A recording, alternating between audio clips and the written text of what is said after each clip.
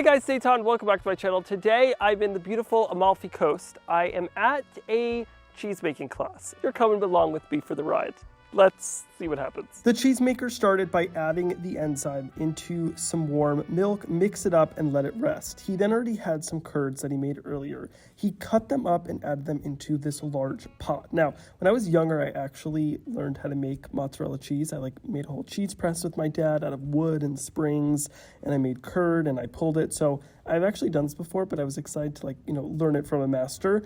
He then poured hot water over the curds. Now what this does is it will heat it up, melt it, then he mixes it together and it starts to get stretchy. So it kind of goes from this kind of like lumpy cheese curds into what looks like mozzarella. You then stretch the mozzarella and you get that iconic texture. He then kind of did these folds he was showing me where you use your finger, push it through to get a little mozzarella ball. You push it up and look at that perfect dome of mozzarella. It was honestly way easier than I thought. I took a swing and I really enjoyed making it. It was this really just rubbery texture, but in a good way. He also showed us how to make these large ones. I definitely love the large ones. A little caprese, slice it up, tomato, balsamic vinegar, a little bit of olive oil, salt and pepper, a little bit of basil. Delicious. This is when he actually gave me some to do. I mean, we did these knots. There was a lot going on in this class. It was also supposed to be a private class, and there were other people there. It was a mystery, but you know what? We had fun. And on and one end. Okay. Okay.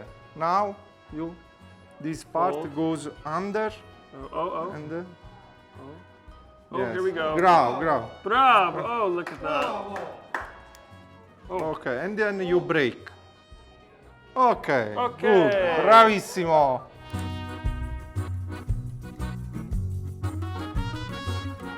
Oh, really good. Anybody want not to offer, but This is a good anti-stress. true. If you are nervous, you make mozzarella and you.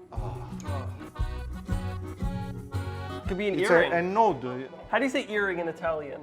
Orecchino. Orecchino mozzarella.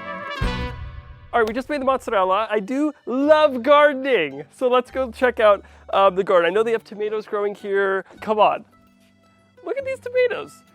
They were just telling me that this is how they store the tomatoes, is they tie them just like that.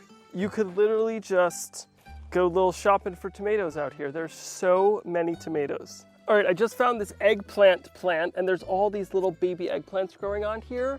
Oh my God, I'm growing eggplants at home, but they do not look this good. This is also some corn, which I actually am growing corn on my balcony. I don't think it will ever get this big. Look at that. Oh, that is a hefty corn. Oh my God, and bell peppers are growing right here. Wow, it's like a little grocery store out here. I found some chickens, little update.